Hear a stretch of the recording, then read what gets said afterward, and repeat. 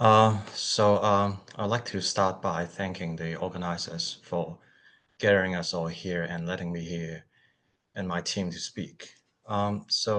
My name is Virgil, and I am a contributor to scikit-learn, and it's a great pleasure to be here to talk about what my team does for the project. So let me first by providing some background of scikit-learn. It is an open source library for machine learning in Python. The project started in 2007 as a Google Summer of Code project by David Conopiel. And the goal at that time was to implement textbook algorithms in machine learning to provide some kind of interactive textbook in machine learning. A few years later, in 2010, a group of people from Inria, namely Fabian Pedregosa, Gail Valois, Alexander Gramford, and Vincent Michel, took leadership of the project. And the current mission is to help people to do valid machine learning and data science as easy as possible. As of today, the project is developed and maintained by a community of volunteers with major institutional support from INRIA and contributions from Probo engineers. Scikit-learn is a large and mature open source project. We have lots of code, lots of users, lots of contributors, and lots of challenges. According to the GitHub statistics, scikit-learn is used by 1.3 million of users, and we have around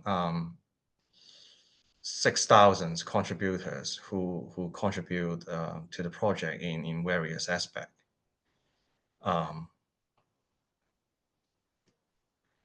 Right.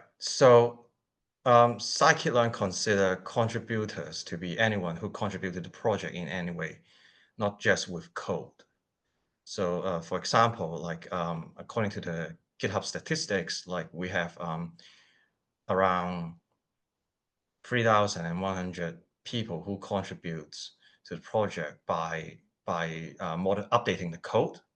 And we also have another 3,100 people who contribute to the project in other ways, such as participate in discussion or creating an issue in the issue trackers.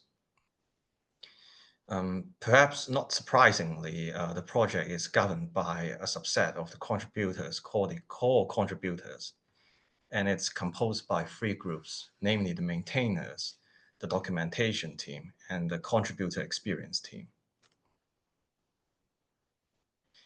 The contributor experience team is to improve the overall experience for contributors. Our main objective or main task is to assist with triaging issues and pull requests.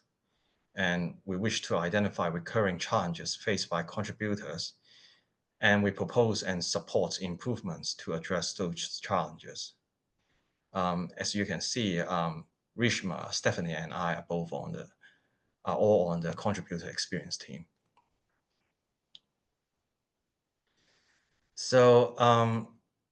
To help contributors, we have our contributing guides. Scikit-learn has its contributing guides. In particular, it promotes the ideas that to participate or to contribute to the project, you don't necessarily need to contribute code. We are also welcome in modifying in updating the documentation, as well as reporting bugs or creating issues on our issue trackers. The point being that if you help the community understand the problem better, then everyone wins as well. Additionally, Data Umbrella also organize this resources, a collection of video resources to help people to understand the contributing flow to scikit-learn more effectively and more efficiently. And those resources are available in this URL as well as in the notes for today's. talk as well. Um, so to help first-time contributor on board, we typically have this kind of good first issues. Um, as we can see that this issue here is labeled as documentation, meaning that it's mainly working with modifying the documentations rather than modifying the code itself. So this is less technical, but also provide a good opportunity to help first-time contributors to navigate through our code base, as well as understanding our contribution workflow. And we label it as good first issues to help them find them efficiently. So this particular meta issue that we are looking at, number 3621. So this meta issue is about adding examples URL to relevant sections in the API doc strings and the user guide. We started this meta issue in January 10 this year, and we conclude this in July 3rd. And during this period, we received over 80 pull requests.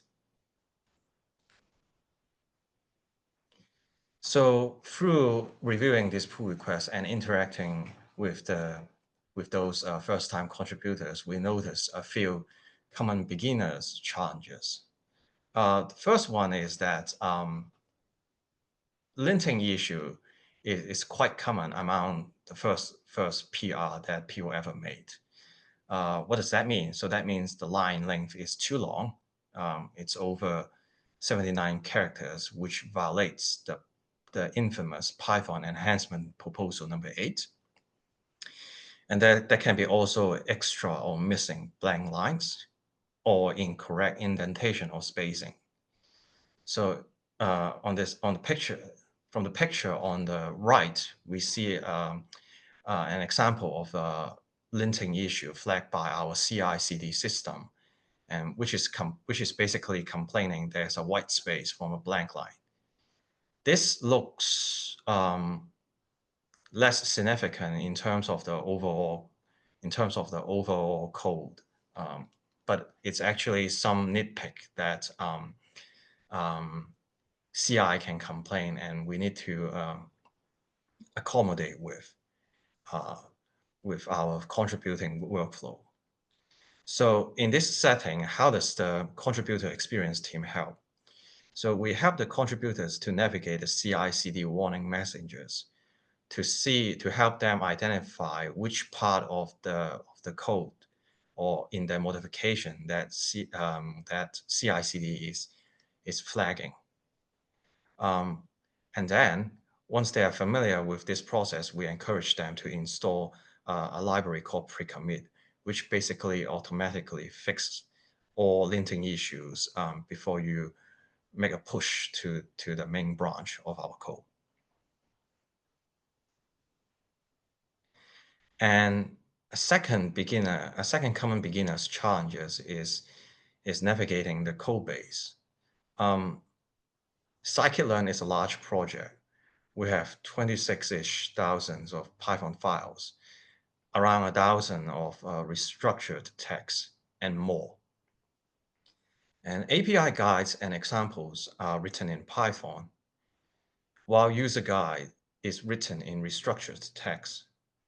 So therefore, if you are first time contributing, it can be difficult to identify the correct place to add example links. So how does the contributor experience team help in this case? So we guide new contributors in locating relevant files and understanding the project's structure. And then we leave constructive feedback to ensure examples are linked consistently and clearly. So let me give you an example of how things work for this particular meta issue, which is my first PR with scikit-learn. So I created this PR like in in December 2023, and it got merged in March 2024. As you can see, going back and forth requires some time. Um, you need the reviewers to have the time to review your PRs, and you also, and from a contributor perspective, I also need the time to understand the feedback as well as applying those feedback directly to my pull requests. Um, so in this pull request, like my task was to add a link to to an example of ADA boost, using ADA boost in multi-class classification to the relevant places such as the API guide as well as the user guide. And the first feedback that I received from my reviewer is that I actually add the URL in the wrong place. I put the URL of the example in the example itself. So as you can see, like I had trouble in navigating the code base and understand the structure of scikit-learn. So fortunately, my reviewer provides an example, which is another PR that is successfully merged. And I had a reference to look at and compare my work with its. So therefore, I have something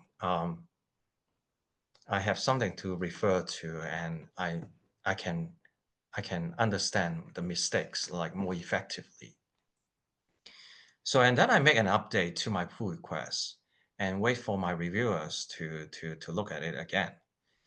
And then my second feedback is that it's better to put the reference under the example sections with a different kind of wording. And it is also good to leave a reference in the docstring of the decision tree classifier estimator under the notes or example sections. So even though if you do the correct things in the correct documentations or in the correct files, like there are some wordings that can there are some wordings and formatting can be improved. This meta issue here is about updating the documentation, and the documentation is supposed to help people, to help users to understand our API or our library more effectively or more efficiently. So therefore, we would want to be careful about the wording as well. So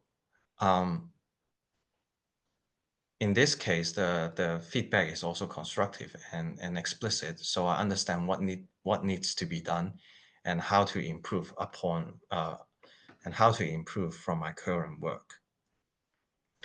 And I believe the final feedback that I received before this PR got merged is to address the linting issue. I believe I must have violated the linting the issue. I think it's the PEP8 in my first PR, and of course I noticed the warning given by the CI/CD system from the GitHub Actions, but I didn't know how to respond to it. Fortunately, my reviewers were patient enough to help me work it through. So which is something I feel quite fortunate that I was able to move past this bottleneck and able to learn something new and do something for the project. These issues are not just happened to me. While reviewing PRs from other first-time contributors, we also noticed that. And when I'm reviewing PR, I try to reproduce those kind of energy to guide them, to help them success in their first PR. And that concludes my talk. Thank you for listening.